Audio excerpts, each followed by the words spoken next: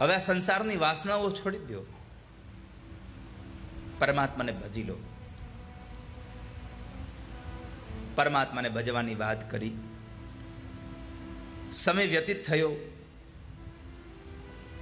ભગવાનને મૂકી અને અર્જુન જ્યારે પાછા આવે છે ઘણા મહિનાઓ પછી, પણ રડતી આંખે આવેલા અર્જુનને જ્યારે પ્રશ્ન પૂછવામાં આવ્યા, તમે શું કામ રડો છો? અર્જુન પોતાની વેદનાની વાત કરે છે કે મોટા ભાઈ, જેના વગર આપણું જીવન નકામું છે, એ ભગવાન કૃષ્ણ હવે આ સંસારમાં રહ્યા નથી. પરમાત્મા સ્વધામ ગમન થયા છે. ભગવાનના સ્વધામ ગમનના સમાચાર સાંભળી અને પાંડવો બધા રડ્યા છે, દ્રૌપદી પણ રડ્યા છે. થોડો સમય વ્યતીત થયો. પરીક્ષિત મહારાજ મોટા થયા તો પરીક્ષિત મહારાજને રાજગાદી સોંપી દઈ અને 5 પાંડવો હેમાળાના માર્ગે હાડ ગાળવા માટે નીકળી પડ્યા. ત્યારબાદ પરીક્ષિત મહારાજ મોટા થયા. એક વખતના સમયે પોતાના પરદાદા વખતના મુગુટને પહેરી અને શિકાર કરવા માટે ગયા તો એમાં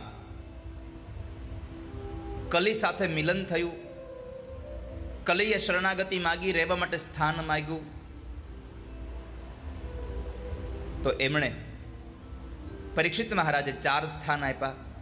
જે જગ્યાએ જુગાર રમાતો હશે ત્યાં કલયુગનો વાસ થશે. જે જગ્યાએ ન ખાવા પીવાના પદાર્થો, જ્યાં નશો કરાતો હશે ત્યાં કળયુગ હશે.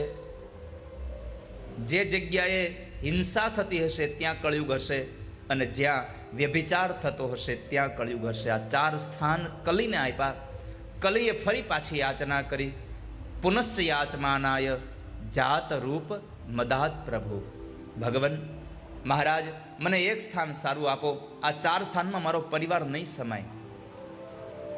અને એ સમયે એક સ્થાન આપ્યું કે જાઓ, અનિતિનું જે સુવર્ણ છે, અનિતિનું જે ધન છે, એમાં તમારો વાસ થાય. આ વાત કરી તો એ જ સમયે કલી ઊભો થયો અને માથામાં પડેલા એ મુગુટમાં બેસી ગયો. કારણ એ મુગુટ હતો એ અનિતિનો હતો. જરાસંધનો મુગુટ હતો. જરાસંધે જેટલી સંપત્તિ ભેગી કરી એ બધી જ અનિતિની હતી. અને એટલા માટે એમાં કલી બેઠો તો મતિ બદલી ગઈ. જે રાજા પરીક્ષિત એટલો જ્ઞાની, એટલો વિવેકી હતો, સત્કાર કરવા વાળો હતો, એ જ માણસ બુદ્ધિ બગડી ગઈ. શમીક ઋષિના આશ્રમમાં ગયો અને શમીક ઋષિનું અપમાન કર્યું. એના ગળામાં હાર પહેરાવાના બદલે મરેલો સર્પ નાખ્યો. અને એ કૃત્યને લઈ અને શમીકના પુત્ર શૃંગીએ શ્રાપ આપ્યો કે મારા ગુરુદેવના ગળામાં જેણે મરેલો સાપ નાખ્યો એને આજથી 7મે દિવસે જીવતો તક્ષક નાગ દંખ દેશે અને મૃત્યુ થશે. એક માથા ઉપર સોનાનો મુગુટ અને એમાં કલી પ્રવેશ થયો. આ કથા આપણને ઉપદેશ કરે છે વાલા વૈષ્ણવો કે અનિતિનું ધન ઘરમાં આવશે તો એમાં કળયુગ આવશે, અને કલી આવશે તો તમારા જીવનમાં પરિસ્થિતિઓ ખરાબ આવશે. માટે પરમાત્માને પ્રાર્થના કરજો કે હે ઠાકોરજી, નીતિનું ધન ભલે ઓછું આપો પણ અનિતિનો 1 રૂપિયો અમારા ઘરમાં લઈ આવવાનો ક્યારેય પણ વિચાર સુદ્ધા પણ અમને દેશો નહીં. ક્યારેય અમે ક્યારેય અનિતિનો રૂપિયો ન લઈ આવે ઘરમાં. કારણ કે છાણ ઉપાડો એટલે ચપટી ધૂળ હારે આવે ને આવે. એમ અનિતિનું ધન તમારા ઘરમાં આવશે તો તમારા પરસેવાથી કમાયેલું ધન પણ સાથે લઈને જશે. માટે ક્યારેય પણ અનિતિનું ધન ઘરમાં લાવવાનો વિચાર ન કરીએ. એ શાંતિ નહીં લેવા દે. પૈસો ઘરમાં બહુ થઈ જાય પણ સુખ નહીં હોય, શાંતિ નહીં હોય. શાંતિ જોતી હોય તો નીતિનો ધન કમાઈને નીતિનો અનાજ ખાવ. તમારા વિચારો પવિત્ર રહેશે. તો પરીક્ષિત મહારાજને ઘરે આવ્યા અને માથા પરથી મુગુટ ઉતાર્યો. મતિ સૂજી કે મારાથી તો કોઈ પાપ થઈ ગયું. એટલે પોતે ફરી પાછા તરત જ શમીક ઋષિના આશ્રમમાં ગયા, વંદન કર્યા. અને એ સમયે જ્યારે પોતાની ક્ષમા માગતા હતા તો એવા સમયે ખબર પડી કે મને શ્રાપ મળ્યો છે. હવે શ્રાપનું પ્રાયશ્ચિત કેમ થાય, મને આમાંથી મુક્તિ કેમ મળે? શમીક ઋષિએ કહ્યું કે બ્રાહ્મણના મુખમાંથી નીકળેલા શબ્દો હવે વ્યર્થ નહીં થાય, પણ તમારે આ જો પીડામાંથી છૂટી જવું હોય તો એક કામ કરો, તમે ભાગવતની કથા સાંભળો. ભગવાન ભાગવતની કથા સાંભળવાનો ઉપદેશ આપ્યો. કથા સાંભળવા માટે થઈ અને પોતે પછી પોતાનું રાજ્ય પોતાના દીકરાઓ જન્મેજય આદિ રાજાઓને આપી દઈ અને પોતે ગંગાના કિનારે અનશન વ્રત લઈ અને પરીક્ષિત બેઠા છે. કોઈ એને કથા કહેવા તૈયાર થતું નથી. ત્યારે સુખદેવજી મહારાજ ત્યાં આવે છે અને એ કથા કહેવા તૈયાર થયા તો પહેલો વહેલો પ્રશ્ન સુખદેવજી મહારાજના પૂજન બાદ પરીક્ષિત રાજાએ સુખદેવજી ભગવાનને કર્યો. અતઃ પૃચ્છામિ સંસિદ્ધિમ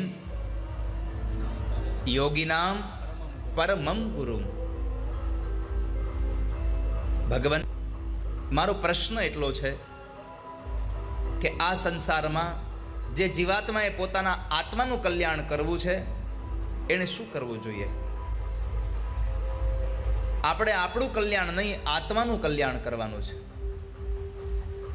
કંઈક આત્માનું કરી લો કલ્યાણ, જીવન થોડું રહ્યું. આપણું આત્યંતિક કલ્યાણ કેમ થાય? એવો પ્રશ્ન જ્યારે પરીક્ષિત રાજાએ પૂછ્યો તો સુખદેવજી મહારાજ બહુ રાજી થયા. કેમ? તો કહે છે, તારો પ્રશ્ન એટલા માટે શ્રેષ્ઠ છે કે તારો પ્રશ્ન એક તારા માટે નથી, આખી દુનિયાના જીવાત્માઓ માટે છે કે જેને પોતાના આત્માનું કલ્યાણ કરવું હોય અને શું કરવું જોઈએ.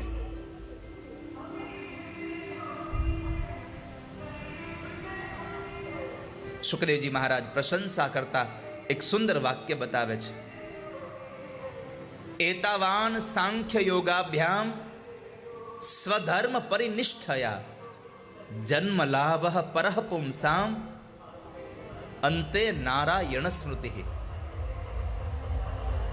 જે માણસ પોતાના આત્માનું કલ્યાણ ઈચ્છતો હોય એને સતત પરમાત્માનું ભજન કરવું જોઈએ. એને સતત ભગવાનના સંકીર્તનમાં લાગી રહેવું જોઈએ. અંતે નારાયણ સ્મૃતિ, ભગવાનની સ્મૃતિ રાખવી જોઈએ. પરમાત્માની સ્મૃતિની વાત બતાવી પછી સુખદેવજી મહારાજ કહે છે, રાજા, આ સંસારમાં મરવાનું તો બધાને છે,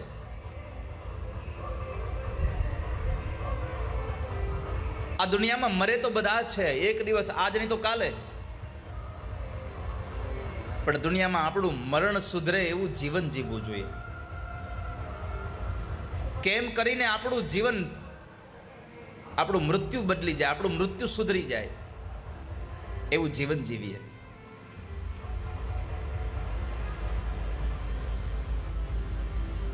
સુખદેવજી મહારાજ કથાનો દોર આગળ વધારે, કથાનો પ્રારંભ કરે. પોતાના દીક્ષા ગુરુ એવા રાધાજીને વંદન કર્યા છે. મુક્તિની વાત બતાવી કે રાજા, બે પ્રકારે મુક્તિ મળે, સદ્યો મુક્તિ અને ક્રમ મુક્તિ. મનુષ્ય અવતારમાં ભગવાનનું એટલું ભજન કરી લો કે સીધી જ મુક્તિ મળી જાય. અને જો ભગવાનનું ભજન નહીં કરો તો સ્ટેશન લેતા લેતા જવું પડશે. આજ માણસ બન્યા, કાલ પશુ બનશું, પછી પક્ષી બનીશું, પછી કીડા મકોડા, આ બધું થતા થતા છેક ભગવાન સાથે પહોંચીશું. એના કરતાં અત્યારે ભગવાને આટલો સરસ અવતાર આપ્યો છે, આ અવતારમાં આપણે પરમાત્માને એવા ભજી લઈએ કે આ અવતાર પૂરો થાય પછી યદ્ગત્વા ન નિવર્તન્તે તદ્ધામ પરમમ મમ, સીધો જ ભગવાનનું ધામ પ્રાપ્ત થઈ જાય, ઈશ્વરનું ધામ મળી જાય આપણને. તો પરમાત્માના ધામ સુધી પહોંચવું હોય તો અંતે નારાયણ સ્મૃતિ, ભગવાનની સ્મૃતિ રાખજો વાલા વૈષ્ણવો. કથામાં આનંદ થયો. ભગવાન સુખદેવજી મહારાજ ચતુશ્લોકી ભાગવતની વાત બતાવે છે કે રાજા, આ ભાગવત મૂળ તો 4 શ્લોક જ હતું. પ્રભુની આજ્ઞાથી આ સૃષ્ટિનું સર્જન થયું, પણ 4 શ્લોક જ હતા ભાગવતના. પછી વ્યાસ ભગવાને એના 18,000 શ્લોકો કર્યા છે. મૂળ 4 શ્લોકોનું ભાગવત કે જેમાં પરમાત્માએ પોતાના ઐશ્વર્યના બધા જ આપણને વાતો બતાવી દીધી. 4 શ્લોકોમાં ભગવાન પોતાના સ્વરૂપનો પરિચય કરાવે. પ્રથમ શ્લોકમાં અહમેવાસમેવાગ્રે નાન્યદ્યત સદસત્પરમ પશ્ચાદહં યદેતચ્ચ યો વશિષ્યેત સોऽસ્મ્યહम्.